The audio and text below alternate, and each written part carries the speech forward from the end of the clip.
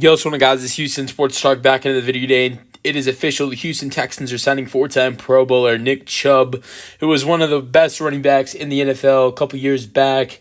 If you go all the way back to 2022, 2021, was one of the best running backs in the league. And, was a part of a amazing 1-2 punch with, what we saw with the Browns with Nick Chubb and Kareem Hunt. And now we're going to see a 1-2 punch in Houston, only this time. I would say Nick Chubb is that second guy. When you saw Kareem Hunt and Nick Chubb in Cleveland, Nick Chubb was 1A and Kareem Hunt was 1B. I would say in Houston, I wouldn't even call Joe Mixon 1A and Nick Chubb 1B. I would probably say, it's Joe Mixon 1 and Nick Chubb 2. It's nothing against Nick Chubb. I just think that's how good of a year that, what we saw from last year with Joe Mixon. But Nick Chubb came back from some tough injuries last year and played 8 games and had 340 rushing yards, 3 rushing touchdowns. Also had 31 receiving yards and 1 receiving touchdown on 5 receptions. So 4 touchdowns in total with a little bit over 350 yards in 8 games played last year. He was playing really good in 2023 before his injury. Before his injury, he got 28 carries for 170 rushing yards and 21 receiving yards, and got hurt in the first half in a game against the Pittsburgh Steelers in Week 2 on Monday Night Football. You asked me why I remember that so good. I had Nick Chubb on my fantasy football team in 2023. 2022 was probably his best year of his career. In 17 games, 17 starts, Chubb played in 17 games, 17 starts, 302 rushing attempts, 1,525 rushing yards, 12 rushing touchdowns, with 239 receiving yards and 1 receiving touchdown. 2021 for Chubb, Pro Bowl season, 1,259 rushing yards, 8 rushing touchdowns, with 174 receiving yards and a receiving touchdown. 1,067 rushing yards as well in the 2020 season. And 1,494 rushing yards in the 2019 season with 8 rushing touchdowns. So 4 straight 1,000-yard rushing seasons for Nick Chubb. His rookie year, he only played 16 games, of course, because it was they weren't at 17-game seasons yet in 2018, and he was 4 yards away. In his rookie season, he was 4 yards away from 1,000-yard season. So most seasons where he has been more healthy has been 1,000-yard rusher. The only season where he didn't, from 2018 through 2022, was his rookie year, where he was 4 yards short of that milestone. In the last 2 years, we've only seen 10 games played for Chubb, and he's had a little bit over 500 rushing yards. Like I said, it's gotten worse for him, but injuries have been a problem the last 2 years. I still think he can play good football, though.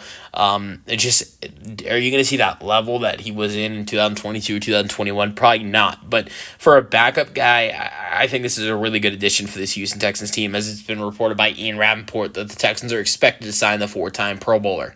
What's going to be interesting with Chubb is what number does he come into Houston wearing, because at 24 we know belongs to Derek Stingley Jr. I don't see that changing. One of the best cornerbacks in the league, probably if not the best, the second best in the league. So you'd suspect that Chubb's going to have to change his number to what 2 will be interesting. Maybe 25 potentially. I don't know. I'm just throwing that out there. I don't know if 25 is taken, but I do know 23 is taken. C.J. Gardner-Johnson is 23. But it'll be interesting to see what number Chubb might want to wear. There definitely could be, some options out there for Nick Chubb. But that's something I'm interested in. Another thing I'm interested in is the running back competition we will see in this in this training camp and preseason. Because Joe Mixon has a guaranteed roster spot. I would say Nick Chubb also has a guaranteed roster spot.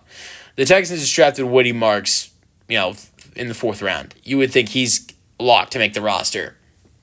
Texans last year had 5 running backs on the 53-man roster. Safe to assume there'd be 5 again this year.